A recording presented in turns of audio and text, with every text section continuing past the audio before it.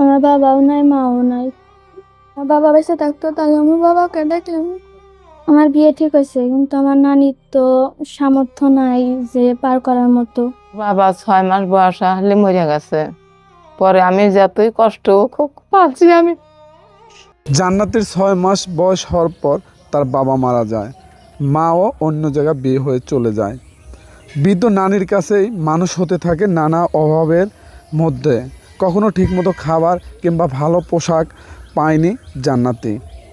এখন বড় হয়েছে, বিয়ে ঠিক হয়েছে, কিন্তু বৃদ্ধ নানি কোনো কিছু ব্যবস্থা করতে পারে নাই, যার কারণে বিয়ের ডেটও ঠিক করতে পারে নাই। জান্নাতের একটাই স্বপ্ন, তার বিয়েটা কি হবে নাকি আবারও ভেঙে যাবে, টাকার কাছে হেরে যাবে জান্নাতি। ছোট থেকে নানা নানির কাছে মানুষ হয়েছি, নাই বলতে আমার কিচ্ছু নাই। আর যদি আমার বাবা থাকতো, এমন কি হয়তো, আর যদি আমার বাবা বেঁচে থাকতো তাহলে তো আমার এই চিন্তা করতে হতো না। আপনারা যদি সবাই আমার পাশে দাঁড়ান তাহলে আমার বিয়েটা ভালোভাবে হবে।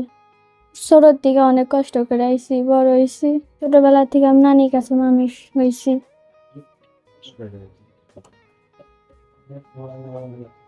সবাই মানে ছেলে মেয়েরা বাবাকে ডায় যখন আমার সামনে, তখন আমার অনেক খারাপ লাগে। আর যদি আমার মেয়াডোর বিয়া ঠিক করে হালাছি, এখন পয়সার বিনে মেয়াডো তুলে দিয়ে হারতেছি না।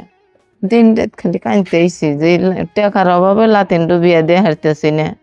আপনারা তো সবাই আমার এই লাতিনের সামনে দাঁড়ান, তাহলে সে আমি লাতিনটো বিয়ে শাদি দিয়ে হারি, তাছাড়া আমার কোনো উপায় নাই। জান্নাতির বাপ বেঁচে নাই, মাও নাই, একবারও অসহায় গরিব মানুষ। নানি পালবে না, ঠিক মতো কাপড় চোপড় দিয়ে কিনে তাও না, কোনো কিছু দিয়ে বিয়া ঠিক হয়েছে।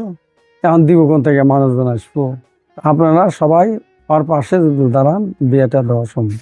যেখানে খাবারই দেন না সেখানে বিয়ে দিব কিভাবে করে? সবাই যদি পাশে দাঁড়ান। যে মেয়েটিকে দেখতে পাচ্ছেন তার নাম জান্নাতি। জন্মের 6 মাস পর তার বাবা মারা যায়, তার মাও অন্য জায়গায় বিয়ে হয়ে যায়। নানির কাছেই মানুষ হতে থাকে। অভাবে সংসারে ঠিকমতো খাবার কাপড় চোপড় দিতে পারে না, তারপরেও সেখান থেকে যতটুকু পেরেছে নানি তাকে মানুষ করার চেষ্টা করে। বিয়ে ঠিক হয়েছে, কিন্তু আসলে সেই পরিস্থিতি নানির নেই। বিয়ে ঠিক করে রেখেছে, কিন্তু অভাবের কারণে এখনও ডেটটা ঠিক করতে পারে নাই।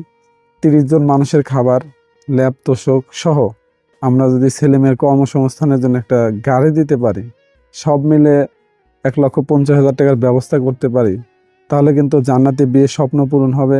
জান্নাতির বিয়ে আমরা ভালোভাবে শেষ করতে পারবো।